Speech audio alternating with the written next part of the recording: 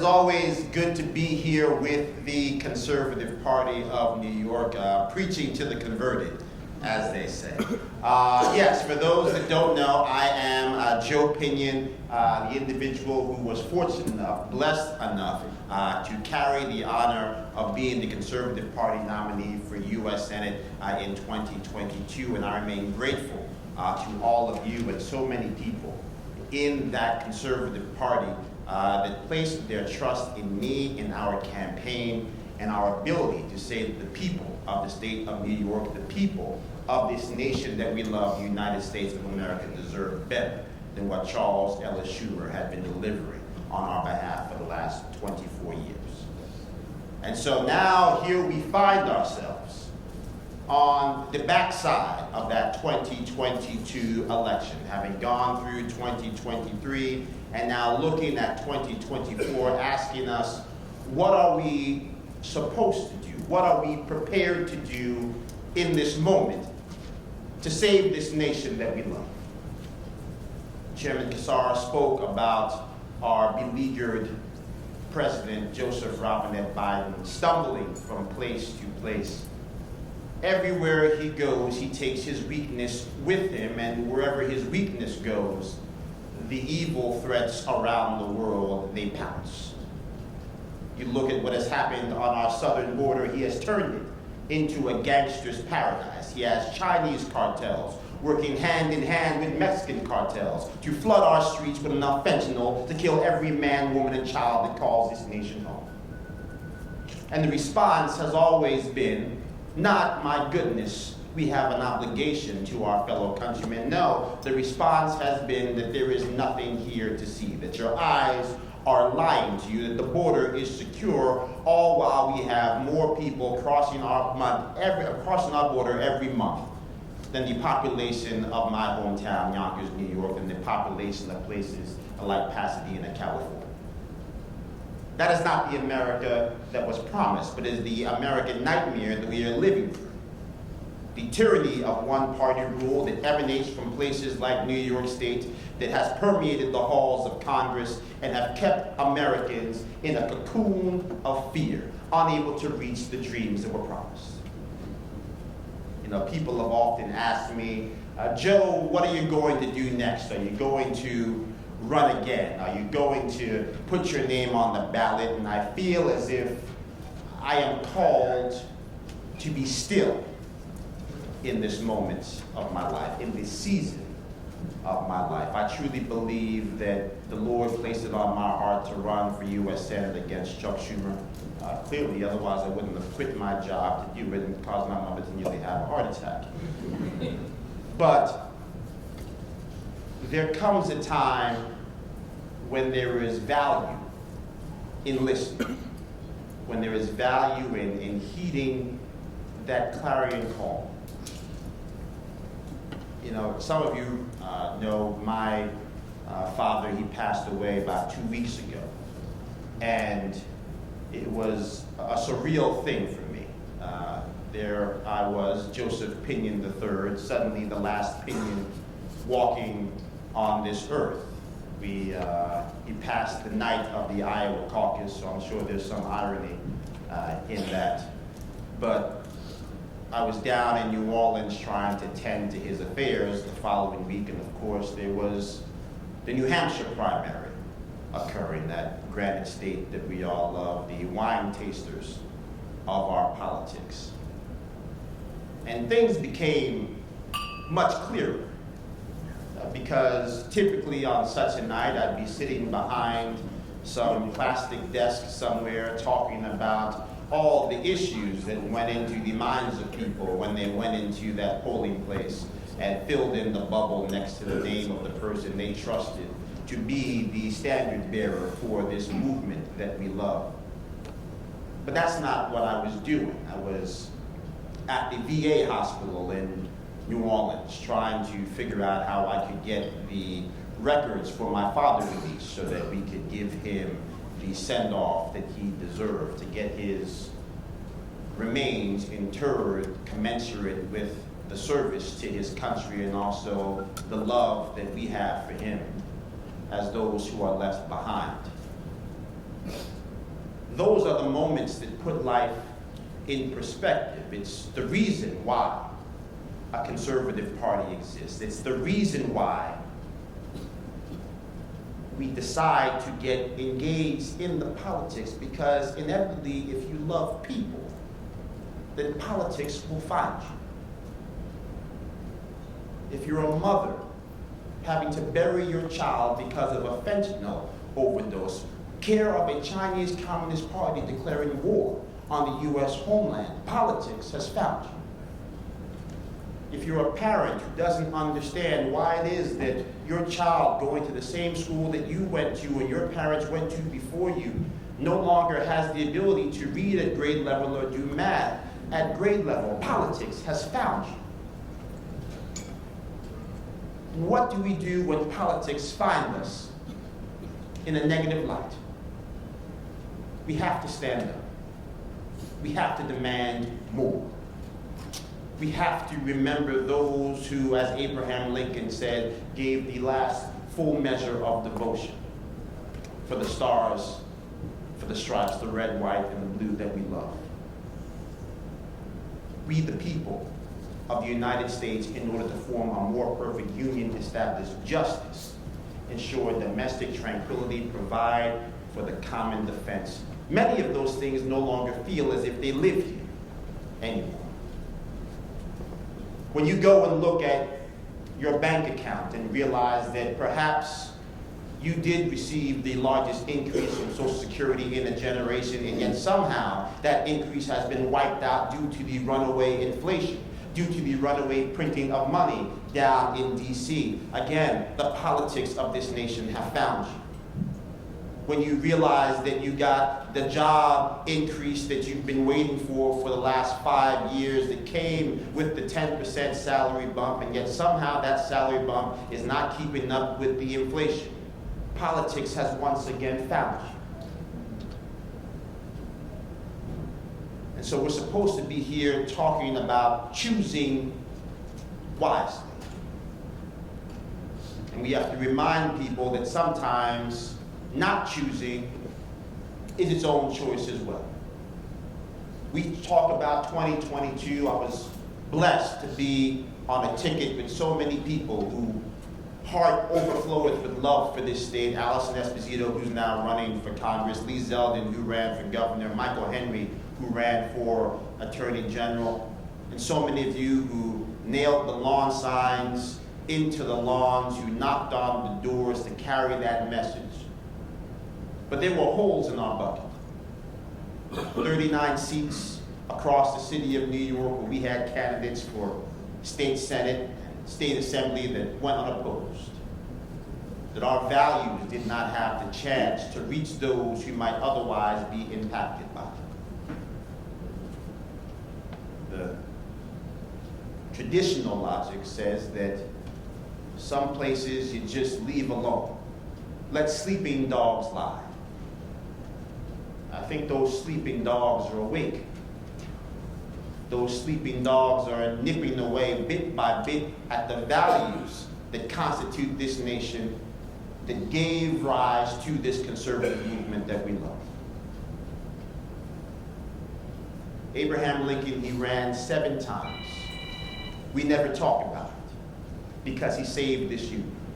Ronald Reagan, he ran for president 3 times. We never talk about it because he gave us morning in America. We cannot be afraid of our neighbors, and we cannot actually believe that our neighbors will be afraid of the values that have defined this country and made America the envy of freedom for the world. We must show up in earnest, and that starts with a robust conservative party here in the state of New York. Every single day, we have the opportunity to do one thing that makes it more likely that you can close your eyes, secure in the knowledge that your children and your grandchildren will inherit a stronger America than you. And every day there is the opportunity to left one thing undone. That will almost guarantee that America as we know it will cease to exist. You know, some of you know my favorite quote of all time. It comes from that letter written by John Adams, the first vice president of this nation, the second president of this nation. In it, he wrote to his son, John Quincy Adams, who would later go on to become president himself, that first father-son duo to ascend to the presidency. Son, you come into life with advantages that will disgrace you if your success is mediocre. It's on every wall of every office I've ever had because it is a stark reminder of a vice president telling his son that by virtue of the honor I have received on behalf of the people of this nation, that is not an accomplishment that you should rest on. In fact, we owe a debt greater than any we can repay to this nation. It's also interesting because now you juxtapose those sentiments with what we see on the global stage. A former vice president who has ascended to the presidency with the son, who is joint at the hip with the father, even though the son never worked for the father, and the father got on stage and told the American people he never worked with nor made any money with the son. But here comes the truth. The bank records are in. The emails are in. Down at the National Archives, where we have Joseph Robinette Biden using fictitious names to have communications pertinent to the business of the son he says he did no business with. The father who got on the debate stage with one Donald J. Trump and says that he made no money from China, his son made no money from China. The only person that made money from China was Donald J. Trump, and yet that same prodigal son was forced to go into a courtroom on felony charges on a gun, and in the process had to reveal that yes, he did in fact make money in China. That we do have the White House laws now that indicate that the business associates of the son did get FaceTime with, if not the father, then the inner sanctum of the father when he was vice president. But no one seems to care because the politics matters more than the people. Because the truth, like in Pandora's box, has been left behind. But that's where we come. The Conservative Party of New York. Conscience of a movement for a movement at a crossroads. A time for choosing unlike any we have ever seen. A president who has left us on the precipice of a third world war by virtue of his inaction, by virtue of his weakness. They have done this to our nation on purpose. It is the only conclusion one can agree with. How else do you explain a man who allows the Russians to hack the Colonial Pipeline, leaving 45% of the eastern seaboard with no fuel and do nothing? The same man who allowed for that JBS beef hack that same year in 2021 to occur, where basically a fifth of the beef supply of this nation was compromised by Russian hackers. And he did nothing. And then shocked and bewildered as he is, when Vladimir Putin sees this weakness and decides to roll tanks across the Ukrainian border. Joe Biden's weakness got us here. The politics of the left got us here. It is up to us to push them back. When you look at what has happened, a new axis of evil brewing after we thought we had defeated the axis of evil. Once and for all, it all stems from this weakness. It all stems from these politics gone awry. A Chinese Communist Party filling the void as the banker for the worst elements of humanity. Joe Biden pulls out of Afghanistan in the dead of night because he wanted to have a ticker tape parade on the eve of the anniversary of 9/11. 13 American soldiers lose their life. He tells the nation it was a unanimous recommendation of his senior military advisors to remove every single last troop. Only, wait a second, that's actually not true, because then we had General Austin and we had General Milley testify before Congress. It was their recommendation to leave no less than 2,500 troops behind. And no one has asked the question, who's lying? Not a single person, not a single hero.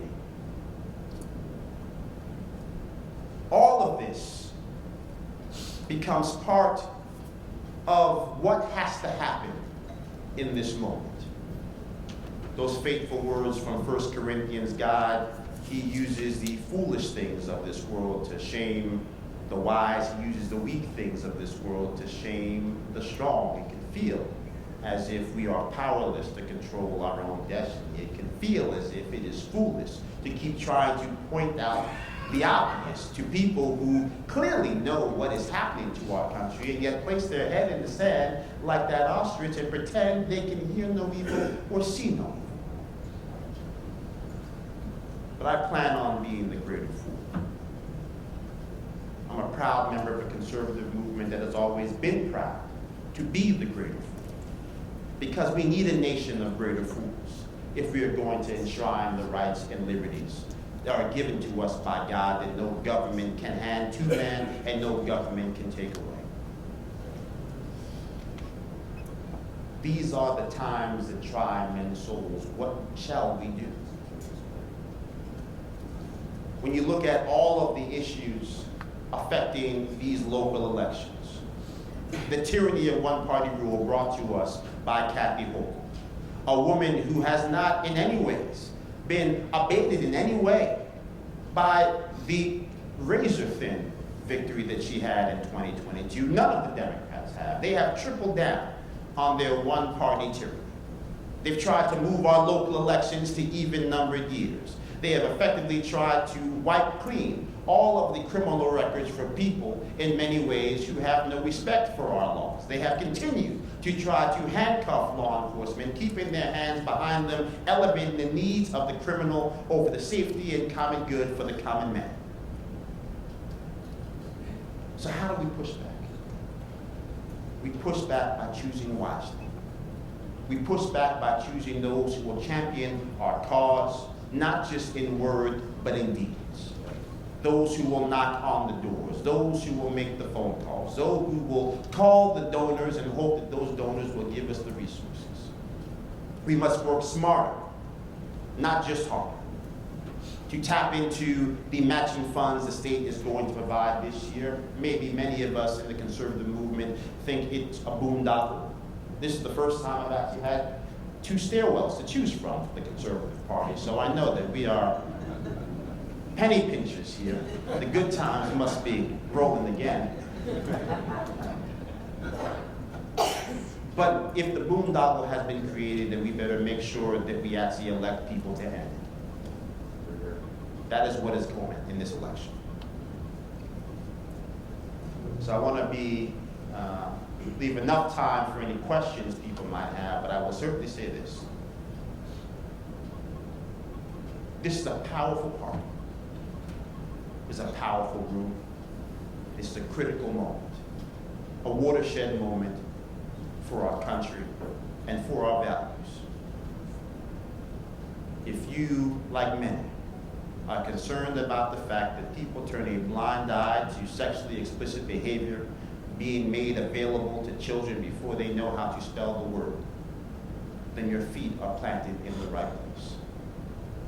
If you, like many, are concerned about the fact that your resources are not going as far as they need to, then your feet are planted in the right place. If you are concerned about the fact that we spend more money in foreign lands than we do ensuring that the land of the free and the home of the brave endures, and your feet are planted in the right place. This is the time for choosing. May we choose well. May we choose earnestly. And more importantly, may we choose the United States of America first, foremost, and always. God bless you all. Thank you.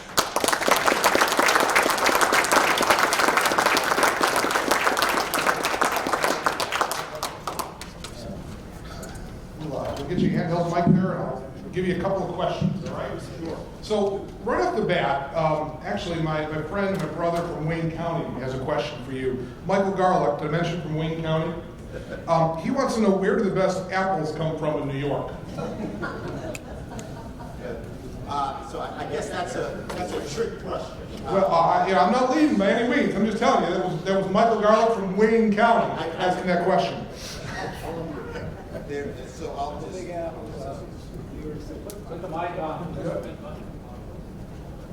It's Ulster County, right? Ulster County. Does that work? Oh, there we go. We're gonna start off. So look, I will just say this. Every time I have gone to Wayne County, I've left with more apples than I know what to do with. Bushels upon bushels of apples. I could probably make, I'm gonna have to find new things to do with the apples. You might have to make some spiked cider just so it lasts long enough. So yes, I think I will be biased as well and say that Wayne County was where I began the journey to become the Republican and Conservative Party nominee for U.S. Senate in 2022. They maintain a special place in my heart, and certainly the apples don't hurt. That was handled pretty well. You might have run for office, you know? All right, more serious question this time, all right? Is the American dream the same for this generation as those of the past? Or have Americans, and even those in other nations, come to dream small? I think the hard truth is that if you've never seen it, it's hard to believe it's real. I often remarked, for years, black parents would tell their children, you can grow up to be anything you want to be in the world. And many people believed it, but many kids didn't believe it. In fact, there were maybe many parents that didn't even believe it when they said it, but they knew there was power in the words. I didn't vote for Barack Obama. I thought the policies were pretty abysmal. But I don't think that we can underestimate the power of seeing somebody that looks like you in the Oval Office has on the imagination and the possibilities for the next generation. Similarly, we've got a whole generation of individuals that can't imagine how they're going to be able to buy a home, which becomes the cornerstone of that American dream. We have a whole generation of people who are staring down the barrel of an artificial intelligence revolution, who, whether they are the busser at Red Lobster or whether they're the person who's working at a white glove law firm, doesn't actually know if their job is going to exist 2 years from now, 3 years from now. The entire world as we know it is getting ready to change. And so we have to find ways to make that American dream real again to everyday people. We are a debt-driven society right now. If you look at back in the 50s, 60s, the only thing that you didn't own outright was your home.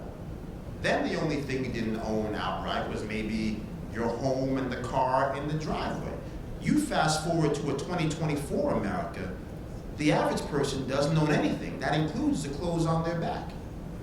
Right? I was talking to a group of college students and I said, do this test, right? You get up in the morning, you get dressed. Do you own or do you owe? Right? The clothes that you have on your back, do you own it?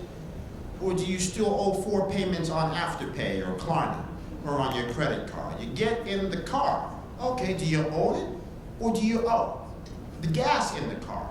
Do you own the gas that you're burning? Or do you owe because the gas you put in the car to get you to work that week is on the credit card? We are a debt-driven society. We are a dream-deferred society because we have allowed ourselves to be so obsessed with the trappings of the American dream that we didn't realize it was dying right before our eyes.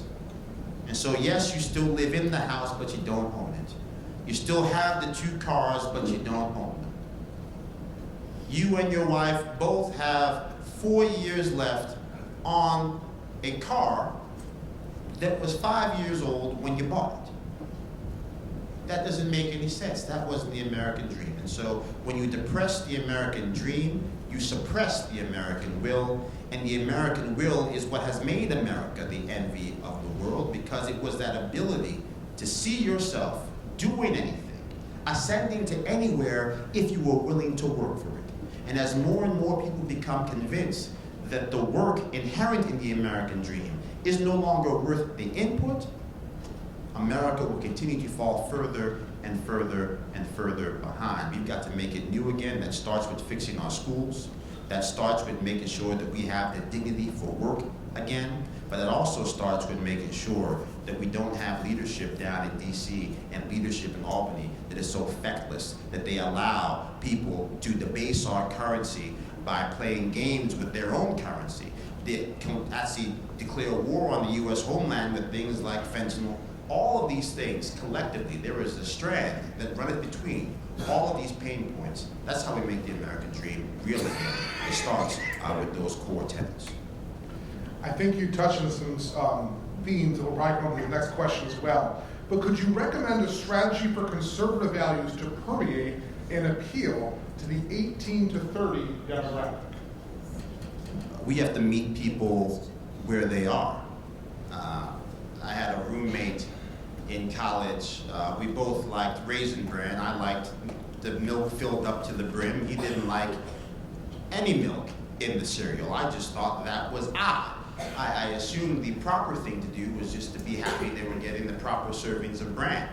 And so I think in many ways, if you look at conservatism, you look at any movement, we have to be willing to say that I don't get to tell you that you must be conservative for the reason that I am conservative.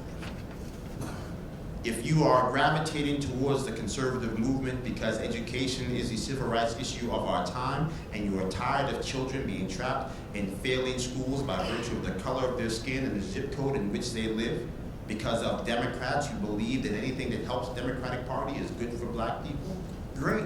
Let's build that on-ramp. Let's get people involved. My grandfather told me a long time ago, the road to yes often includes a maybe. So let us not let maybe get in the way of the success and the yes and the victory that comes after.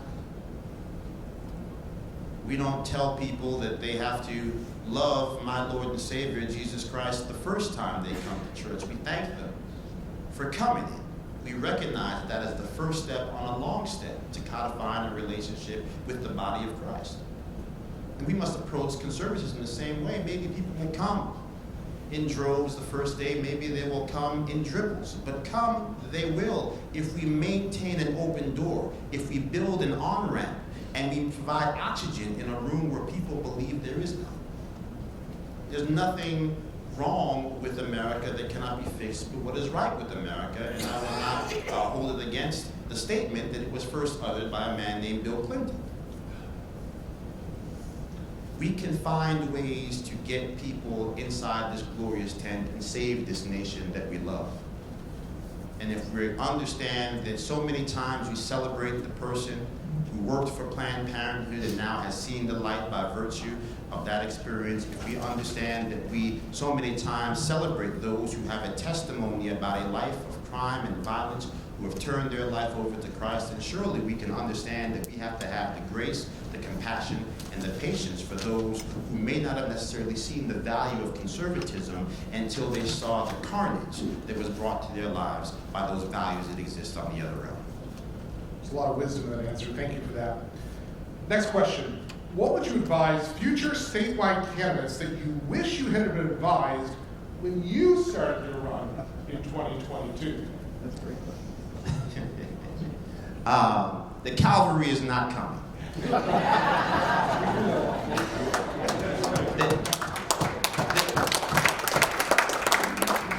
There is no cavalry. In fact, I would make the argument that people give on the assumption that they're giving to the cavalry. They are not. So I think you can hope for the powers that be at the national level to take notice. You can pray for the powers that be to take notice. And you can have a plan in place that will be in many ways augmented and supported if by the grace of God the powers that be at the national level take notice. But your plan should not be dependent on it. If I could go back in time and do it again, I would time block the state in a much more deliberate way. If you knew that no one was ever going to give you money, and you knew that the news media would show up, listen to you speak, and then be so terrified by what you said, they would bury the footage in a vault, what would you do? Because that's what's going to happen. It happened to me. One day someone's going to win a Pulitzer, just collecting all the video that is sitting in a vault in Buffalo somewhere because they didn't want anyone to know that Chuck Schumer was on the ballot. So, time block the state. It's much easier to get around the state at the beginning of a campaign than it is as you get down towards the end of the campaign and you're trying to figure out where are those persuadable voters. And if you're not worried about trying to chase the news stories, don't chase the news stories, chase the people. Chase those hearts. Right? When Jack Kemp says that we might not get every vote, but we're going to speak to every heart, that starts by making a fervent commitment to going after every single person, no matter where they are. Go into those communities where we haven't actually eclipsed 10%. Show up, make a day of it, because I guarantee you it'll reap dividends long term. That, I think, is the advice that I would give. Go around the state, find those counties, make sure you hit those counties early and often. I now feel like I basically live in Monroe County and Erie County these days because it's important, it's critical. That connectivity with the people is why we were able to move those margins, why we were able to have the best ROI per vote in the country for any federal race, even though we got outspent by Chuck Schumer $28 million to 1. Because when you show up and you demonstrate your commitment to people, people will in turn demonstrate their commitment to you, their commitment to your campaign, and their commitment to this movement. Good. All right, let me remind you, if you're looking to submit a question, you can text a question to 585-734-2199. So if you're just entering the room and you don't know that number yet, it's 585-734-2199. You can text questions or comments or things you need to know about this weekend or questions you may have about other matters throughout this conference. Send it to 585-734-2199. All right, we have time for this question.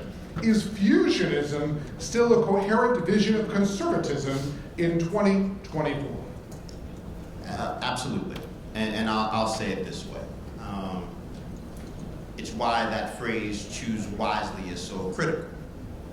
There is a statistically significant portion of this state that do not trust Republicans that show up without the actual endorsement of the Conservative Party. And that is not conjecture, you just see it in the numbers. There's a reason why the Conservative Party has a mortal lock on row C, because people trust this party. People trust in the vision of Chairman Long. People trust in the vision of the Buckley family. There is something about a movement that is more dedicated to values than it is to politics. And even the politicians who would like to be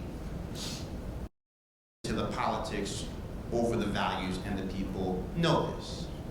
And so the existence of fusion in many ways empowers the Conservative Party to be more influential than it otherwise might be.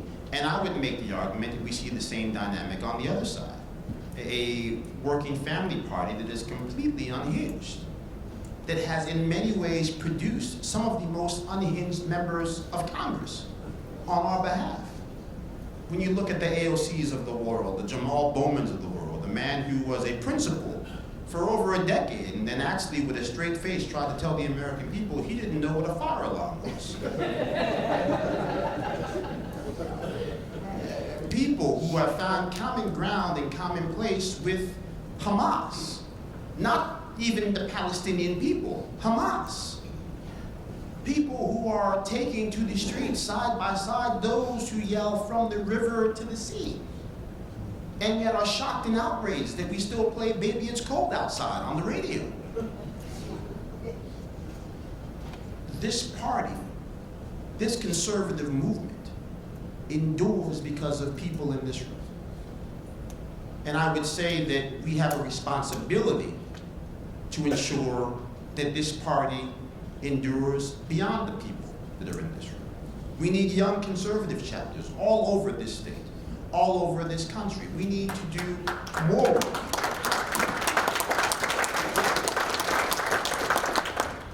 Going to college campuses. Look, I'm a member of the Republican Party, but as I tell people, I'm a Republican because I'm a conservative. I'm not conservative because I'm a Republican. It happens in that order.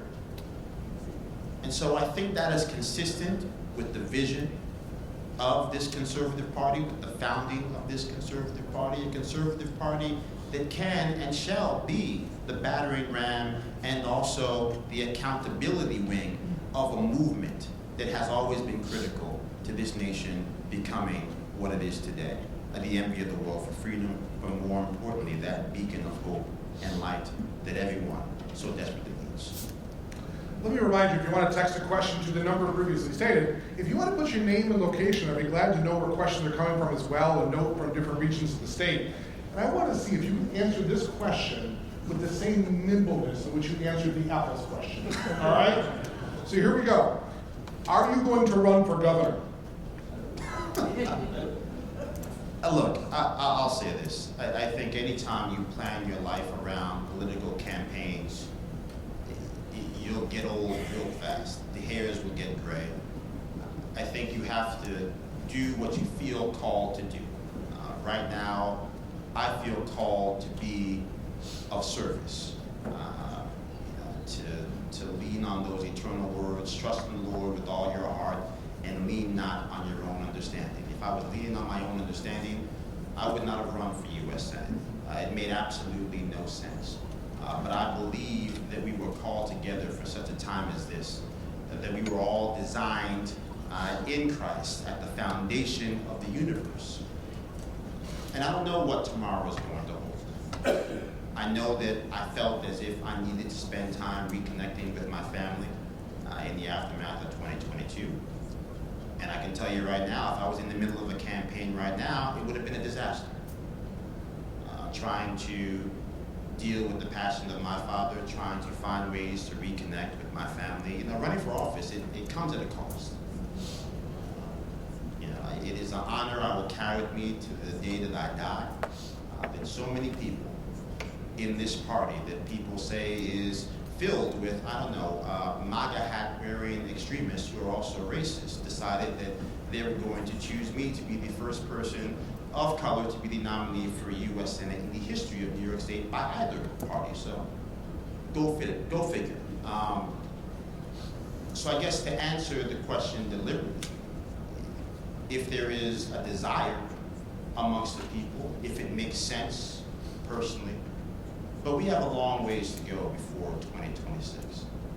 That is the definition of putting the cart before the horse. We don't even know where the lines are going to be for the congressional races that we have to run this year, because again, the tyranny of one-party rule has now corrupted the courts of the state of New York, which was in many ways the envy of the nation, irrespective of what you thought about our politics. That was a Democrat majority appointed court. Every single person on that court had been appointed by Democratic governors, and they were the ones that looked at the lines that had been drawn by these Democrats in Albany and said, my goodness, this cannot stand.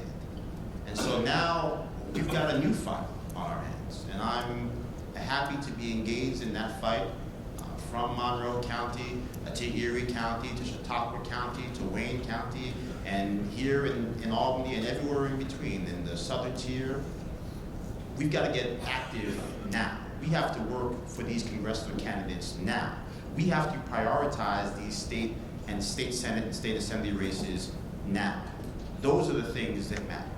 Everything else won't mean a hill of beans if we're looking in January of 2026 or January of 2025 and we have lost the majority in Congress, if the Republicans have not taken back a majority in the Senate, and more importantly, if we haven't broken that supermajority in the Assembly that goes all the way back to when Ford was president. So I think that's where my head is at, that's where my heart is at, and hopefully that's sufficient. All right. One last question, just quickly. Mark Klein from Ulster County would like to know, since we're such a small minority in New York State, what other groups should we know or partner with, like libertarians or other small government groups, and what are the issues in which we can build coalitions So I don't think that we conservatives are a small minority. I think just to push back a little bit, I think pitching ourselves as a minority is what makes our values feel as if they are a minority. You listen to what those black parents are saying in Chicago right now about the migrant crisis. They sound pretty conservative to me. That they don't want to be put on the back burner for people whose first act in this country is to violate the laws of this country. You listen to those people in Brooklyn and Queens who have migrants knocking on their doors, asking for money, after our government has paid to fly them to New York because New York declared themselves to be a sanctuary state. And we have counties in New York, like my home county of Westchester, that declared themselves sanctuary counties. Those people don't sound all too liberal to me. They sound like conservatives. And so I think we need to reframe this conversation. I think we need to reimagine what this party can and shall be. I think that we need to dedicate the time and resources into recasting and reclaiming this conservative movement than we do in fighting amongst ourselves. Republicans have spent over $2 billion on a presidential primary that we knew the winner before it started. That is just the truth. President Donald J. Trump is going to be our nominee, and we better hope and pray that he wins the presidency because we cannot afford another 4 years.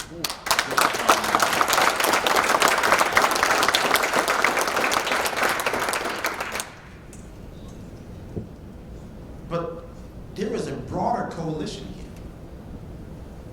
waiting to be activated. Those activists in Chicago, they said, Democrat, Republican, we don't care, we'll meet with everyone. They invited Donald J. Trump.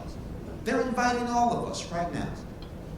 Those people who are waiting to this day, 10 years, 15 years, for their spouses to join them in this country as they pursue their American dream, do not want to see people who have come across the border last week getting better treatment than their loved ones still trying to do it the right way. When did America become the place where if you tried to do things the right way, you got the short end of the stick, but if you did things the wrong way, you were given a priority? That is not America. That is something else. That is this bastardized iteration of those words on the Statue of Liberty. The huddled masses that are referenced on that statue, they came here legally. The huddled masses that came on that statue, they experienced many forms of discrimination. One of the largest lynchings we've ever seen were Italians down in Louisiana. People across this country have borne the brunt of the recalcitrant spirit of humanity, of the lesser angels of who we are. But at no point in time have our lesser angels ever eclipsed our highest ambitions. A nation that works for every single person, that calls this nation home. That is the heartbeat of the party of Lincoln. That is the DNA of a conservative movement. That is what America aspires to be in its highest form. And that is what all of you in this room can help us achieve if we take this message from borough to borough, from county to county, to the local meeting of working family party members who are suddenly trying to realize when them trying to work for families getting their fair share turned into them saying the only thing they had to offer black families was an abortion. I think the time has come. I think people are ready to open their hearts up to conservatism again. We need to only open our doors. We need to only build that ramp. We need to only make sure that we say we're here, we love you, and we're going to hold hands and save this country